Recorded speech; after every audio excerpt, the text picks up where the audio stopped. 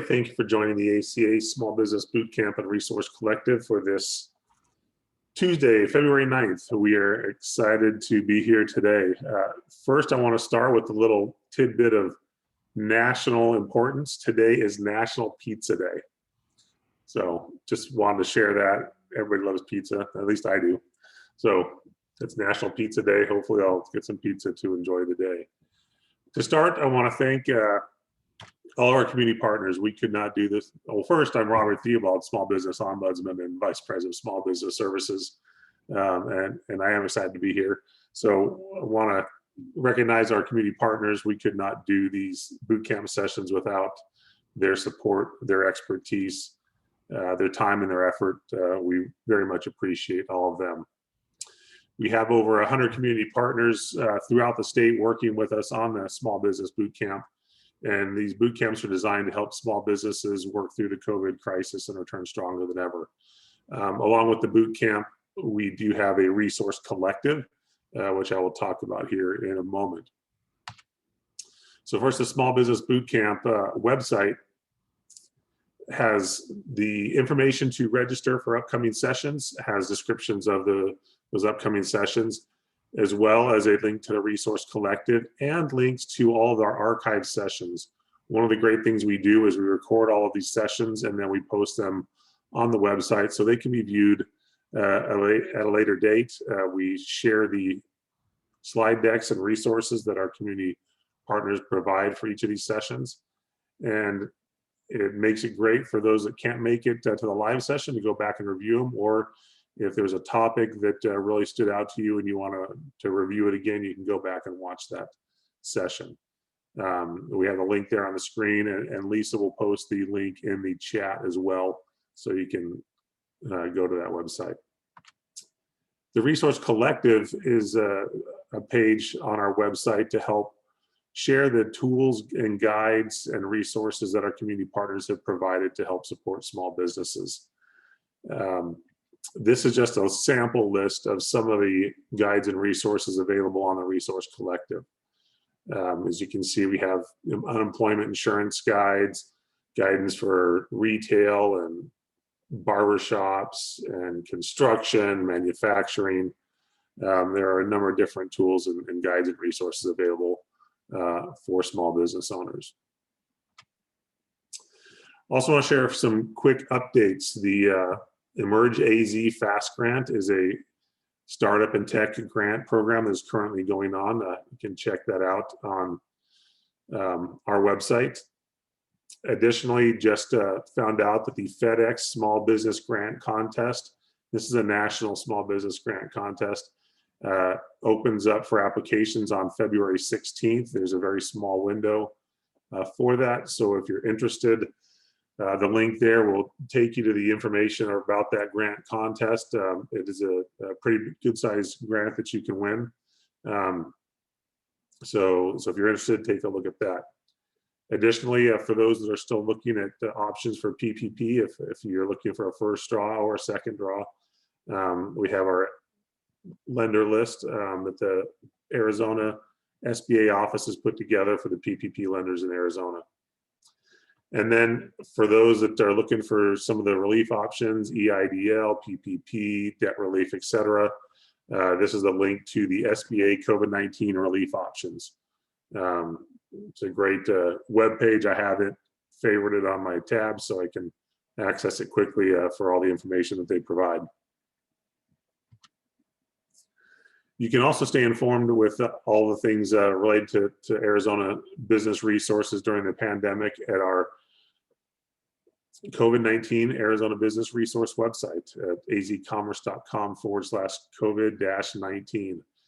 This has business guidance, financial information, links to the webinars and other programs. We're constantly updating it with the most current information, so it's a great website to keep track of.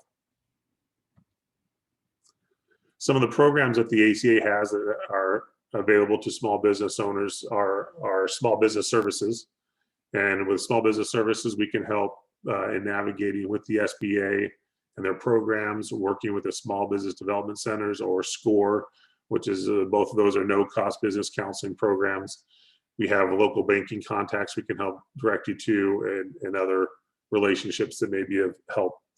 Additionally, our workforce division can help employers looking to hire employees as they continue to grow coming out of the COVID crisis, or grow because of it. It can help in the hiring process, and if you want to upskill your employees, our workforce division has programs to help with employee training and development. And then finally, our Arizona MEP, our Manufacturing Extension Partnership, is a nationally recognized program, and our program here in Arizona is one of the top in the nation. We're helping small to medium-sized manufacturers with all their needs during this time. They can help from A to Z if you're a manufacturer, and they're also doing some training things, so you can check out their information on our website as well. Additionally, a lot of people are looking to start businesses or start side gigs during this time, and we have our small business checklist. This checklist is designed to be an online interactive tool for entrepreneurs to provide the business resources and answer commonly requested licensing information on licensing, registration, compliance at all different levels, local, state, federal levels. It is an amazing resource with a lot of information to help you as you get that business started. Finally, I want to mention the Arizona's website for COVID-19 information and resources, arizonatogether.org. That's constantly updated as well with not just business information, but all things COVID related. So it's a great, another great website to have favorited on your desktop. So this week we have two great sessions. First, today, we have using data-driven strategies to run your business. And then on Thursday morning, we have the 10 legal mistakes that can hurt your business growth. We are looking forward to both these sessions. Great presenters that have been with us before. And so we're looking forward to their updates and their information. So with that, I want to go ahead and introduce Chris Spear, our speaker for today. Chris is a professional EOS implementer of Traction Point with some great experience in many different industries. So we're excited to have Chris with us today. And so I will go ahead and turn the time over to you, Chris, and let you get started. Hey, thanks, Robert. Let's see. Let me just get my screen sharing started. While Chris is getting that set up, if you have questions for Chris, please put them in the Q&A box, and we will use the chat to post links and other updates. But for questions, please use the Q&A at the bottom of your screen. Okay. All right, we look good, Chris. That's great. Hey, good morning, everybody. Welcome. Nice to virtually see all of you. As Robert said, my name's Chris Spear, and I love talking about small business and small business strategy as an entrepreneur myself for my whole life, and helping to build businesses and teams for the last 30 years. I'm excited to be with you today. I want to start off and just, today we're talking about data-driven strategies to run your business. And really, I want to talk about why data-driven strategies to run your business. Why do we care about the data? And how are we going to do a good job looking at the right data so that it actually makes a difference in our business?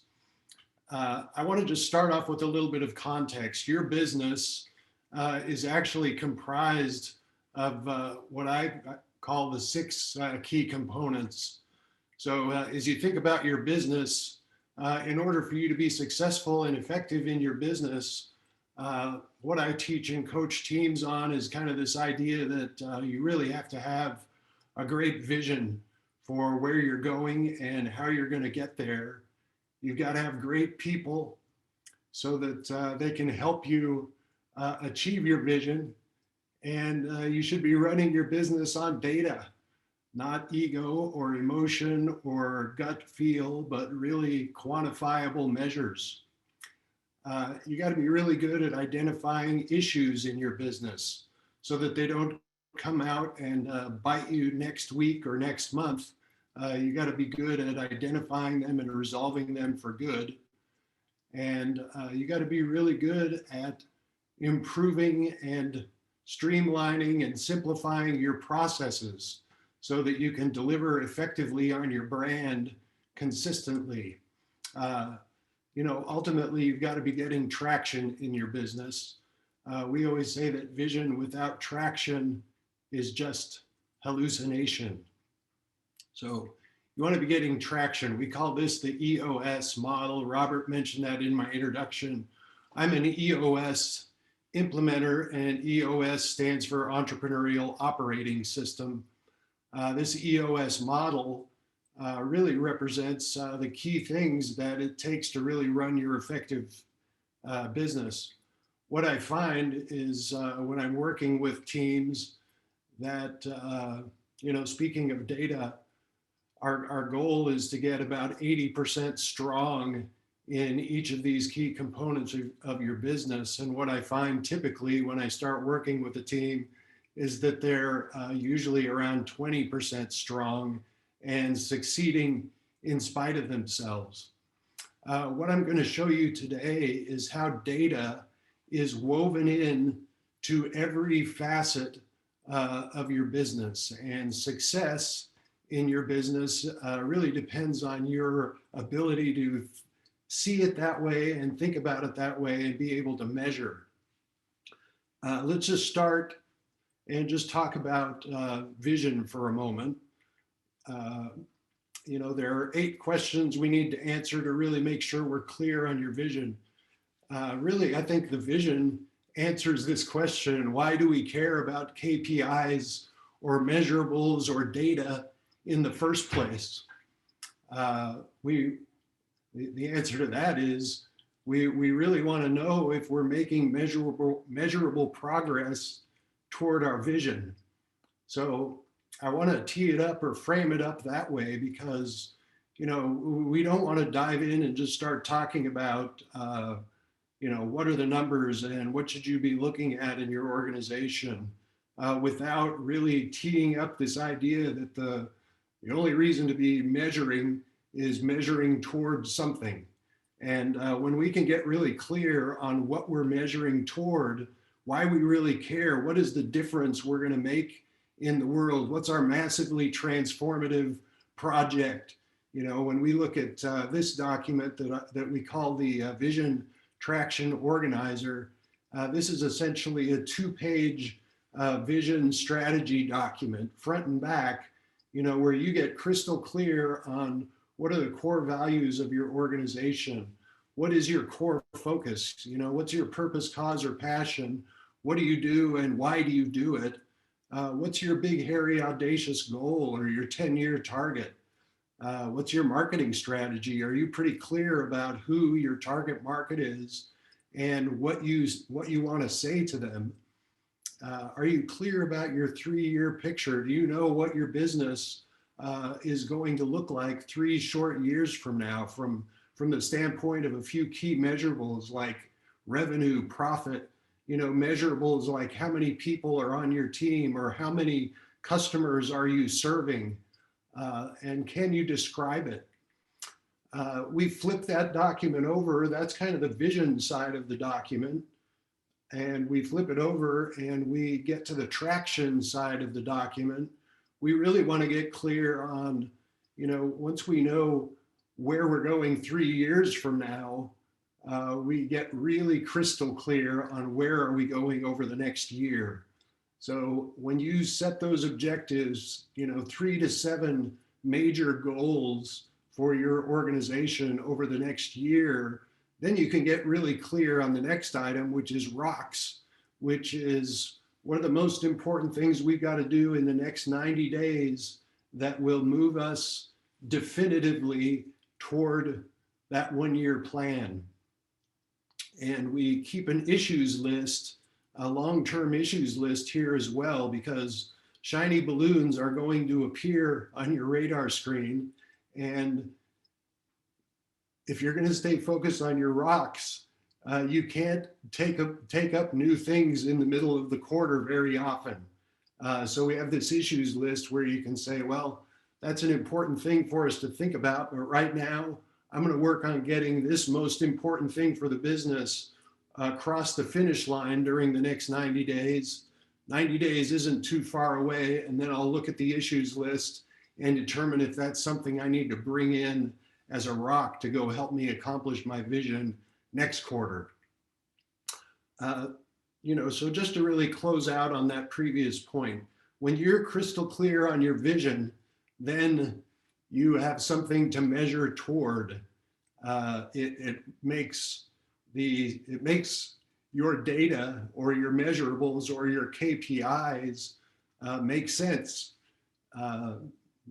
And people on your team will buy in if you're moving toward your vision, your stated vision and your objectives. Let's talk about the data component of your business, since that's why we're here today. I'll just frame that up by saying that one of the key things that we've got to do, and one of the things that's going to make you strong in the data component of your business, is developing a scorecard. And there are a couple of different ways that you can do that. I suggest that you develop a scorecard at your leadership team level. So depending on the size of your business, it may be just you, or it may be you and a partner, or maybe you've grown and your revenue is increasing and you've got multiple people on a leadership team, 2 or 3 or 5 or 6 of you. You've got to have a scorecard that's really a great way for your leadership team to look at what's going on in the business on a regular basis. And you want to make sure that everybody in your business has a measurable that they're accountable for. So what do we measure, and how do we keep the key measures visible? We're going to talk about that, but what do we measure? I want to just make a little pitch here for lead versus lag measures. I think frequently when we think about numbers and the things we frequently quantify in a business, we have things that we get from our accountant. We get a P&L, and we know what our revenue is and we know what our expenses are. But by the time we get that from our accountant, the cement is dry. There's not much we can do about it. It's really kind of like looking in the rear view mirror. And the way I'd like you to think about it, using that analogy, is you got to be looking out the windshield. And I think that your measures should be, you should quantify them, or the ratio of your lead versus your lag measures should be just about like the rear view mirror in your car versus the windshield, meaning lag measures in the rear view mirror and lead measures looking out of the windshield. The way I see teams get really effective is by getting really clear about their lead measures. So you see this example up here on the screen. I want to lose 5 pounds. So 5 pounds is the lag measure. When I'm looking at that, if I'm only looking at the lag measure and I'm looking at my weight from week to week, I might notice that my weight is remaining just about consistent because all I'm doing is looking at the lag measure. What I got to really do is figure out what the lead measures are, what inputs are going to get me the outcome that I really desire. So in this example, what do I do to lose 5 pounds? Well, I make a commitment that I'm going to go for a walk for a half hour for 5 days a week. And I'm going to eat less than a certain number of grams of carbohydrate for 6 days a week. I'm going to cut my sugar intake every day this week. And I'm going to get 7 hours of sleep. I've got a goal to hit 5 days of 7 hours of sleep this week. You'll notice that there's one common thing about all of those lead measures, and it's that we like to look at them on a weekly basis, not a monthly basis. A month is too long. And if I'm looking at things in my business on a weekly basis, I can see them in time to do something about it. So here's my suggestion to you about what your scorecard should look like. The first thing about your scorecard is every number on your scorecard has somebody who is accountable for the number on the scorecard. We'll talk about that more in just a minute. But then you get clear on what your measurables are.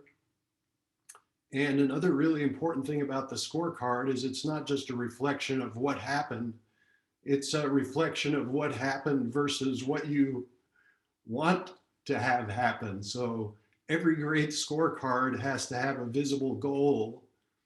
And then from there, on a week-to-week basis, we just start rolling in a rolling 13-week view of how we're doing on those key measures. So every week I pop in a new column and slide it back and keep an eye on the 13 rolling weeks. And you can see with the conditional formatting here that I can see whether I've hit my goal or whether I've missed it.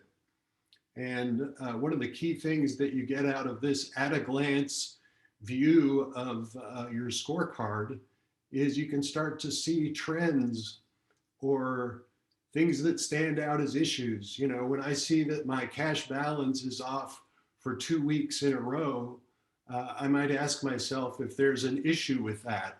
Or when I see that my accounts payable has gone up 2 weeks in a row, there might be an issue there. I look back in October, November, and see that my number of sales calls dropped below my goal. If that happens for multiple weeks in a row, you know that the downstream impact of that is that I might not have as many leads or prospects to turn into a sale and into revenue for the business. So I get an early indicator that tells me that I might have an issue. I'm going to just jump to one of the other key components. You know, of course, when you've got a great scorecard, I want to just reinforce here the fact that this other component of your business is integral to the kind of data that you want to track for your business. In the people component, we say to make that part of your business strong, you've got to have the right people in the right seats. We want to ask how can we quantify the contribution people are making toward achieving the vision? So we want to make sure that everybody in the organization understands their measurable or measurables and how they're quantifiably connected to our vision. I want to show you something here, this concept that we refer to as the accountability chart. And what we've discovered is that every organization, it doesn't matter which kind of organization it is. I work with nonprofits, I work with medical businesses, construction companies, I work with financial services companies, you name it. Everybody has marketing and sales.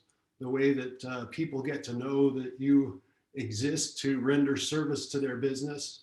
And everybody's got sales, the way you facilitate actually making a deal and getting people to engage and buy your service.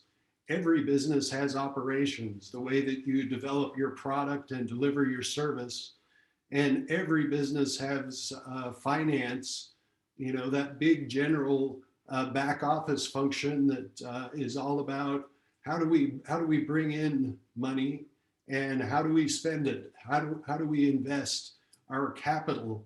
We invest capital in important resources to run the rest of the business, our people being probably the chief investment that most of us make in our business, our systems and technology. Well, this is really an important idea because in your business, when you think about the idea that we've got all these major functions and you've got an integrator or a second in command or a chief operating officer that's helping all of those things to run well together, and some businesses have a visionary, we ask ourselves, how are each of those major roles and each of those functions and the people in each of those functions connected to delivering on our vision, connected to delivering on the brand uh, of our business. So we get really clear about everybody's role, and that helps us to identify the types of things that we might measure. So what are some of the lead measures that align with these primary functions in the business? You can see in marketing and sales, a good lead measure might be new leads or opportunities or sales calls. How many proposals have we made this week? And again, I want to emphasize, we want to look at these numbers and ask, how could I measure that from week to week? You know, for our website and some of our digital properties, you know, how many page views have we got? Or can we measure clicks? And does that give us an indicator of what's happening in terms of views of content that we're sharing? If we have a retail location, how many walk-ins have we got? Could we measure how many people call in and you know, seek us out after they found us through our marketing efforts? How many information requests? There are a ton more. That's just a few ideas. What about some lead measures for operations?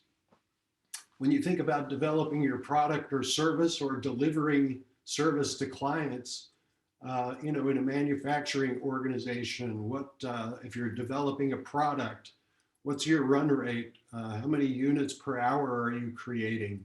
Are there errors?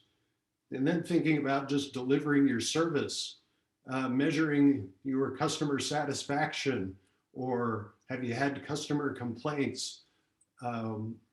What's your customer rating? And do you have any warranty claims? Or thinking about the way that you're utilizing your people, how many unbillable hours, or what's the utilization rate of people or equipment in your business? Those kinds of indicators are going to help you to see the inputs that get to the outcome that you really want, which is successful delivery of product and successful delivery of service to clients, making your clients really happy. Let's talk about finance for just a second. In that function or that part of your business, you might look at something like weekly revenue or a weekly cash balance, or what's your accounts receivable, and watching whether that's staying steady or is it going way up, indicating that you're not collecting from your clients. That could be an indicator of something that you want to get a handle on before it's too late or before the month is over.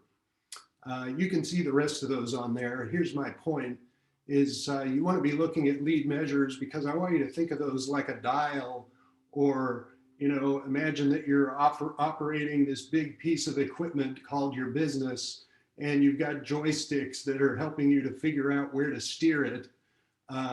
These indicators, these early indicators, are going to give you a great idea so that you can pull the lever and make an adjustment or a change midstream, so that you can connect your course, identifying issues before the issues become really problematic, or before you get to the end of the month and you can't do anything about it. Let's talk for a second about how your processes are integral to the data. We want to ask ourselves, are our processes working to deliver the brand experience that we desire? So what kind of processes am I talking about? You know, I'm not talking about a Fortune 500, you know, kind of a process guide or standard operating procedure manual. I'm talking about in our small business, getting really keyed in on some of the some of the really important processes for our small business. Like, what are my people processes? You know, if that's one of the most important investments that I'm going to make in my business, how is that going? How do I find people? What about when they onboard? What about the other things I've got to do from a legal standpoint regarding my people? What about my marketing processes and my sales processes? What about my handful of operations or operating processes? Customer service, accounting, you get the idea. There are a few core processes that really have an impact on the way that we deliver value to our customers, the way that we engage with our people or our employees to go and deliver great value to our clients. As a leader of the organization or as the leader of a function in your organization, being that process owner, you want to have a good handle on how are those processes going.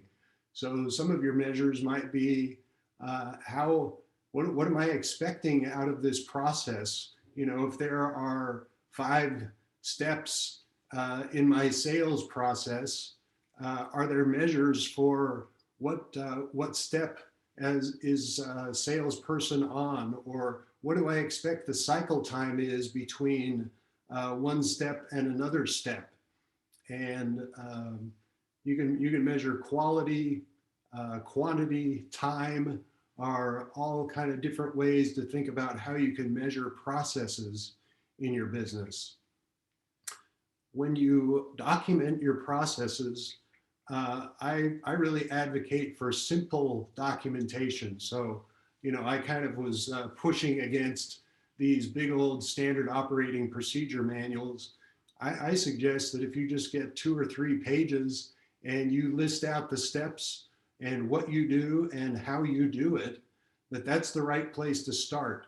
And then from a data standpoint, get clear on which ones are the moments of truth in that process, and get better, start there, understand where the moments of truth are. And what I mean by the moments of truth are, you know, that is a point in the process that has a critical impact on your client, or it has a critical impact on the ability of you as a company or as an employee in the company to move that process to the next step.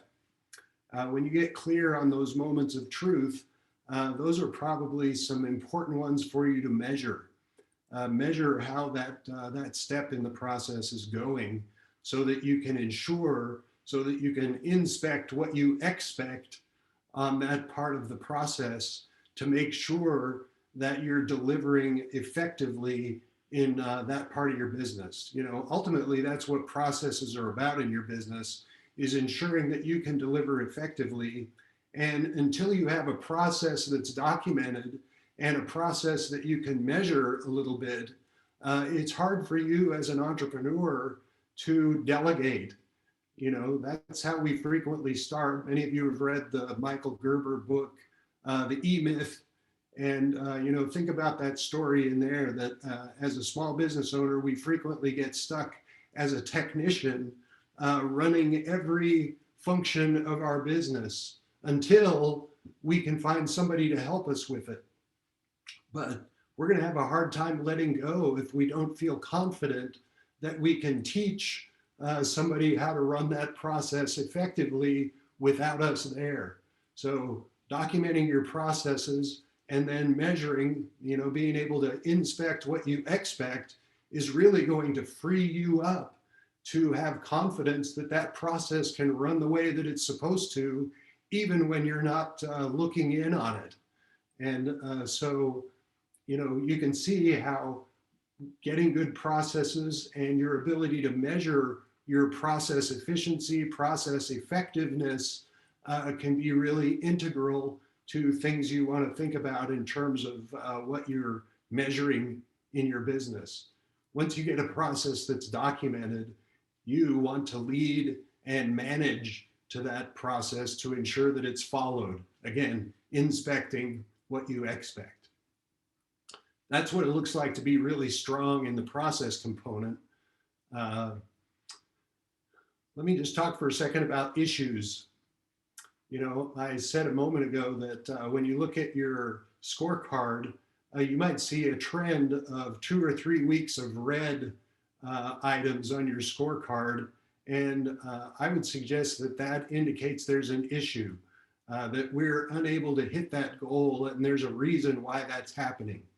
So you as a business owner, business leader, need to be really strong at looking at the issues and taking those issues on head on.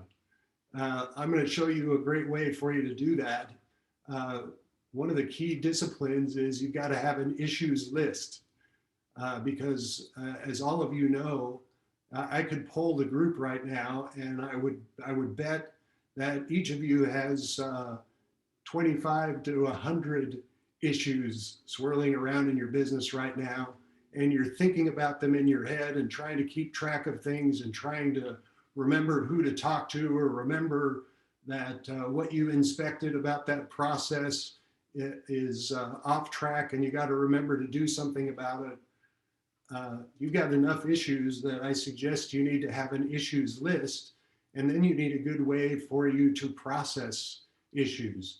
You know, when your measures get off track, we put them on the issues list so we can do something that we call IDS. And what IDS stands for is identify, discuss, and solve your primary issues. Frequently, what you do as a leader and as a leadership team is you get in a room with your partner or with your team, and you discuss the heck out of an issue. But it's harder to make sure that you've identified the root cause of the issue. That's what we got to do when we notice that something is off track on our scorecard. Think about that for a second. I may walk in, or I may see on my scorecard, hey, my number of leads is off for 2 weeks in a row. If I'm not careful, my knee-jerk reaction might be, you know, I say knee-jerk reaction because we live in this instant gratification, instant communication, fast food kind of a world, and we want answers fast. So we see something like, oh, leads are off. I know how to solve that. I'm going to go do this to make the leads go up. That kind of a reaction may be exactly the wrong thing to do. So we've got to work hard to identify the root cause. I may find out that the reason the leads were off is because something went wrong with my contracted 1099 digital marketing person. And I might ask then, well, why did something go wrong there? Well, they didn't have backup. And one of the key people who was driving my digital marketing got sick. So, you know, really maybe the long-term remedy to that number being off is for me to work with my 1099 and make sure that there's a backup plan when somebody on their crew gets sick, rather than me doing a knee-jerk reaction to go and do something myself to try and increase my lead flow. Once we do that, we can really solve the issue and make it go away for the greater good of the business forever. When we've got an issues list, the way that we process the issues list is we bring that to our leadership team and we say, what are the most important things we've got to address for the business this week? And we don't just take the list from the top, but we identify the most important thing and we work on that one first. We identify, we discuss the issue, and we solve it. And once it's solved, then we work on issue number 2 the same way, and then on issue number 3. What that's going to do is just protect you from kind of going through the list in a linear fashion when you know that the most important thing that our leads are off is down there at number 5. You're not going to be effective as a leadership team of processing your issues if you're not working on the most important thing on the list first. So 1, 2, 3, most important things on the list is a great way for you to process your issues list. So I suggest to you that having an issues list to watch for things that are off in your data and things that are off in your processes are going to help you to refine and innovate. Really that issues component of your business is truly the innovation component of your business, and innovation is always going to be born out of the inspection that you make on your business and determine that there's something that you need to change about a process to ensure that it works more smoothly going forward. So you want to get traction in your business. This is really about when and where do we see our data. So to be strong, I'm going to suggest to you that you get traction. This is really speaking to, okay, Chris, I can have a really remarkable scorecard, but when and where are people going to see it? And how do we have accountability to our scorecard? I'm going to suggest to you a practice called the level 10 meeting. And why we call it the level 10 meeting is because most of the entrepreneurs I talk to, I ask them a question. I say, on a scale of 1 to 10, how would you rate your meetings in your organization? And invariably, I get the answer about a 3 or a 4. Most leaders and people in your company, unless you're unusual, don't think meetings are that great.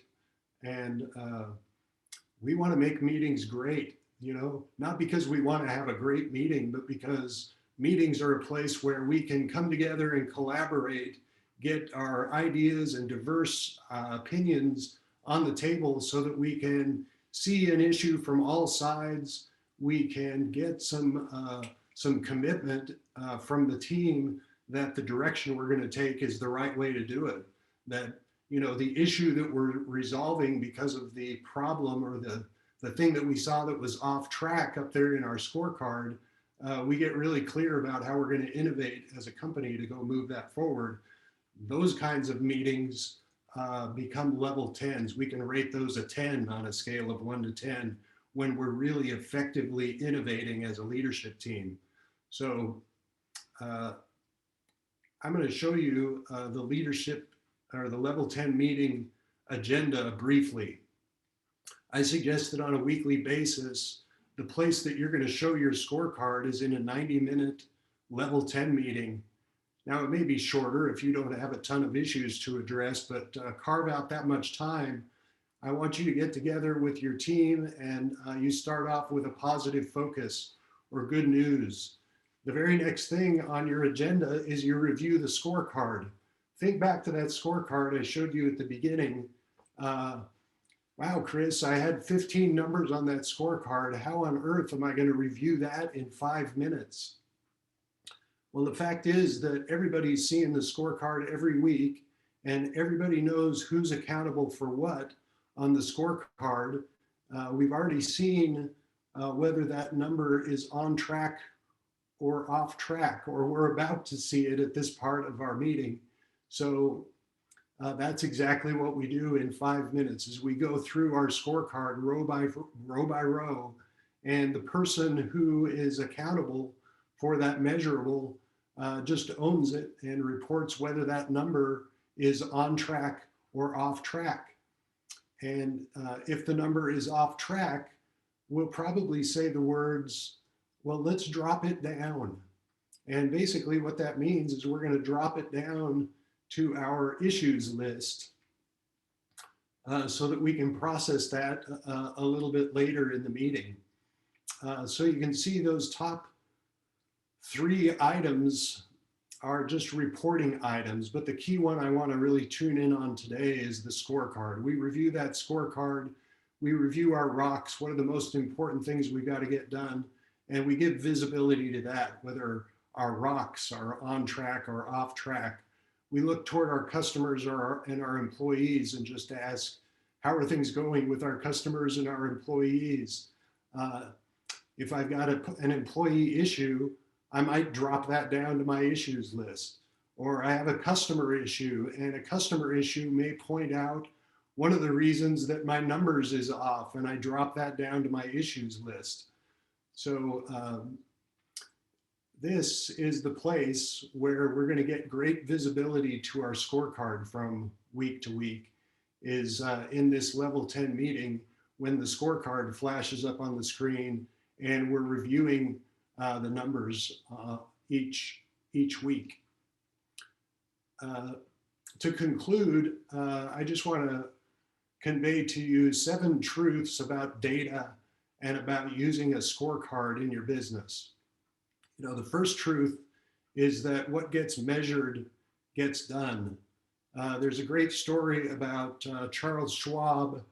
I'm sure many of you have heard it, but Charles Schwab was a steel mill owner in the East, and he walked into one of his worst performing mills, the Bethlehem steel plant back in the day. And he asked the foreman, how many heats have you poured on the shift today? And the foreman said, we've poured 6 heats. And so Charles Schwab reached in his coat pocket and he pulled out a great big piece of chalk, and he leaned over onto the floor of the foundry, the concrete floor of the foundry, and he wrote a great big 6 on the floor of the foundry. And just about then the whistle blew, and as the as the crew was filing out of the foundry, everybody could see the big 6 on the floor and started asking, what is that number about? And the whispers started going around, well, that's the number of heats we poured today. The next shift comes rolling in, and they notice there's a big 6 on the floor, and they ask, well, what's that about? Well, that's the number of heats poured by the last shift. Well, when the shift came back in the next day, they noticed that the 6 had been rubbed out, and in its place, there was a great big number 7, because the next shift had poured 7 heats. Here's the principle that story illustrates, is what gets measured gets done. What gets measured and reported publicly improves. Sometimes it improves exponentially. So having visibility to that scorecard, either at your leadership team level 10 meeting where your leadership team is accountable to their metrics or their KPIs. You can also have those at the departmental level. So I didn't talk about that, but think about the hierarchy of your business, that accountability chart. Maybe I've just got a sales or a sales and marketing level 10 meeting, and I'm holding my sales reps accountable for their inputs to the numbers that they own on the scorecard this week. That's a good way for you to measure that and for you to get visibility on that scorecard. Sometimes I'll get people who will say, wow, that seems like a lot of work. I don't think we can invest the time to create a scorecard. What I'm going to suggest and actually promise to you that managing your metrics actually saves you time. All the time you invest in getting that kind of visibility amps up your accountability. It amps up your process capability because you're seeing where issues are and you're innovating. This is continuous improvement for your business. You know, a scorecard really gives you a pulse and the ability to predict better in your business. And think about that, no matter what stage you're at, your ability to predict becomes really powerful. I mean, you know, I know with the Commerce Authority, there are a lot of teams out there who are looking for funding or looking for money. When you can go to an investor, show them that you're keeping score and show them that your predictability is pretty good on your scorecard, do you think your chances of getting funding are going to increase? That's kind of a rhetorical question. You must inspect what you expect, and you can have accountability in a culture that's high trust and healthy. I have some entrepreneurs say, wow, Chris, that seems a little heavy or a little draconian. You know, we're all good friends. This is a great culture in our business. We trust each other. I don't know about, it feels uncomfortable to me to kind of hold people accountable to a number. And what I see in businesses who tell me that is that a month later, after I push them to say, just trust the process, that actually their culture and their trust actually increases because they've got visibility. They can see each other. They can see who's accountable for what in the context of the business, and their trust of individuals goes up as they see them delivering and hitting on their numbers. It takes assumptions out of the equation. And as you know, when there's a void in information, our human brains are prone to making stuff up. We got to know the in-between parts of the story. So if revenue is off, I'm going to make up if I can't see the things that are the inputs that are off, that are leading to that miss in revenue, I'm going to make stuff up. And your employees are going to make stuff up. So visibility to numbers can increase trust in your organization because it increases visibility to what's really going on in the organization. Last two are important, requires hard work and discipline and consistency, and one person has to own it. We talk about accountability in your organization. That doesn't mean one person has to do everything, but one person has to ride herd. And if you got 5 people contributing numbers to the scorecard, one person has got to be the driver to make sure that your scorecard gets updated from week to week so that you can effectively see that great 13-week rolling. So 6 fundamentals. You review your scorecard weekly with your leadership team. Keep it to 5 to 15 numbers. You don't want to have 40 numbers because that's incomprehensible. 5 to 15, you should be able to pick 5 to 15 that show the health or the complexion of what's happening across the business, that gives you enough insight that it helps you to pull the levers and steer your business where you want it to go. You got to have somebody accountable for each measure. There's got to be a goal. And if the goal is not hit, you drop it down to the issues list to figure out why it's off. And you put it down there on the issues list so that in the context of all the other issues you've got to talk about, you can pick the ones that are most important and not derail your meeting up there in the scorecard talking for 45 minutes about one of the measures on your scorecard. If it's important, it will surface while you're talking about that in the issues list.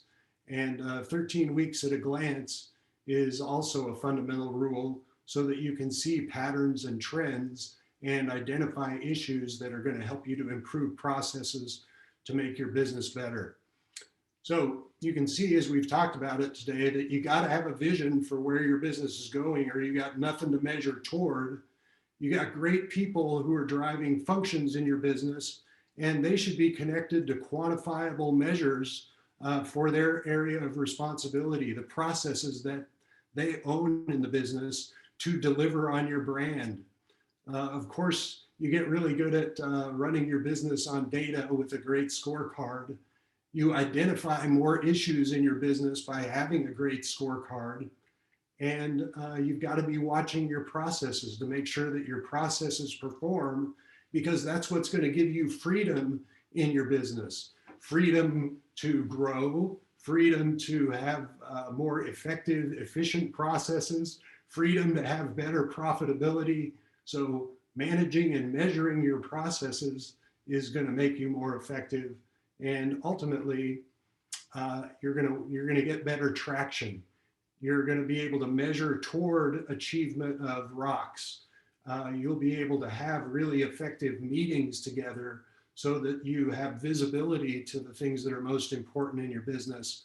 And you're holding each other accountable in that level 10 meeting moment of truth that you have with your team every week. So that's the way that data is integral to every aspect of your business.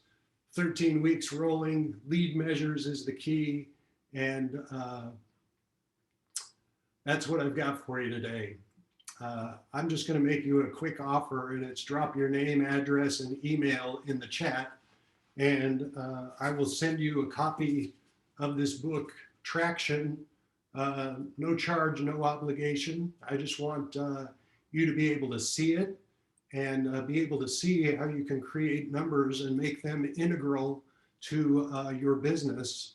And this book is going to give you a little bit more background and detail on all of those components of your business to help you to get stronger and to be able to measure those so that you can use your data and KPIs better.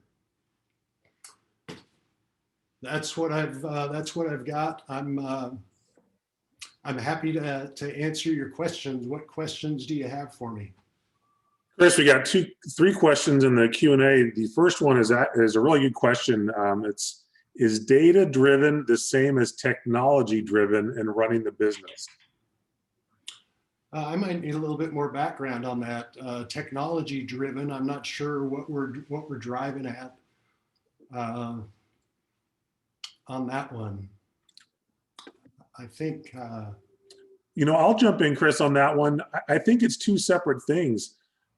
Technology can help make your business and your processes more efficient. But if you're not tracking the data or you're not using the data with those KPIs, you may not know if the technology is beneficial for you or if you're hitting those goals. And you may be so focused on driving stuff through technology that you're spending too much time with it.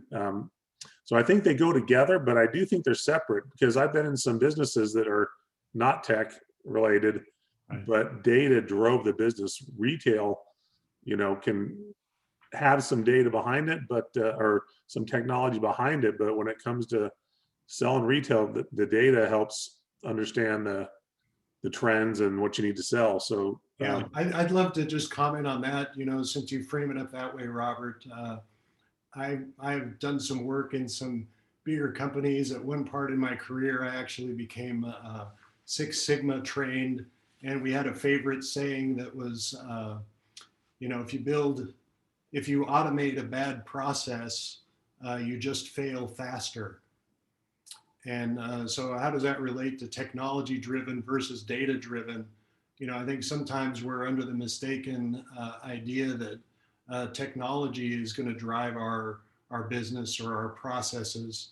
And really it's the other way around. We got to have a good process, and then we can leverage good technology to make that part of our business or that process run well. I actually served as a CIO in a CIO role for a number of years. And that was a key thing for me, was getting really clear with process owners in the business. What are they trying to do in that process? And then we can figure out what kind of technology are we going to use and how do we automate to bolster up or to make that process do what it's supposed to do. So I think, I really kind of see this triangulation or this connection between technology and data and process that you got to have a great process. You got to know what you want. You got to be able to measure it, and then the technology can help us to effectively achieve it. And sometimes the way that we automate it can actually make it easier for us to measure it. When I'm running a process using technology, like using workflow and things like that, it's much easier for me to see cycle times and kind of see how a process is working, and that can help us to effectively innovate and manage the process. Okay, excellent. One last question as we were wrapping up the time. It says, with so much information out there as a startup, how can I get the right information that can inform me to make the best decisions about strategy and growth?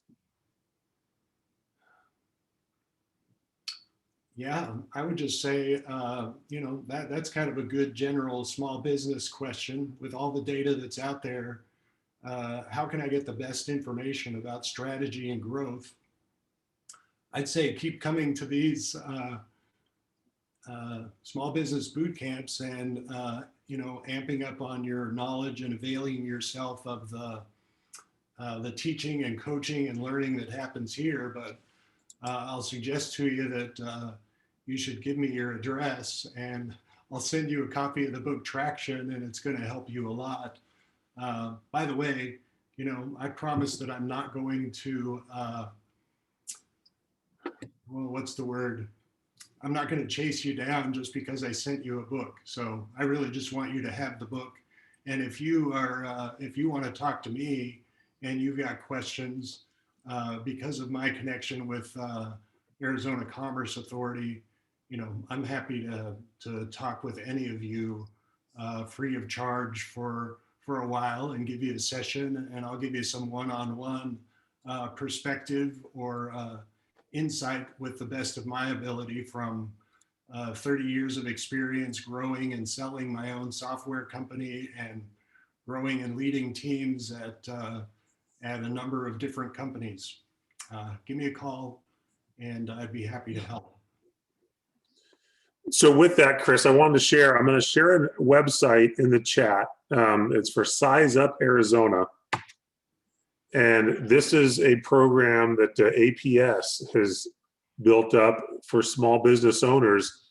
And it's a way to get some data analytics and some information about your industry and your size for Arizona businesses in comparison, and you compare with other industries and so forth. And it's a great place where you can start to get some of that base data for your profession and your industry that you may not have. We did do a boot camp on this a number of months ago. I think it was back in June or July to walk through the program, but it's very simple, and they have some links to it on the website, Size Up Arizona. But again, it's a great tool to help identify some data that may be helpful for your business based on your industry and size. So I want to share that as we wrap up. We're hit our time mark. Chris, thank you for sharing this information today. It was great. I love data to measure on our success of a business.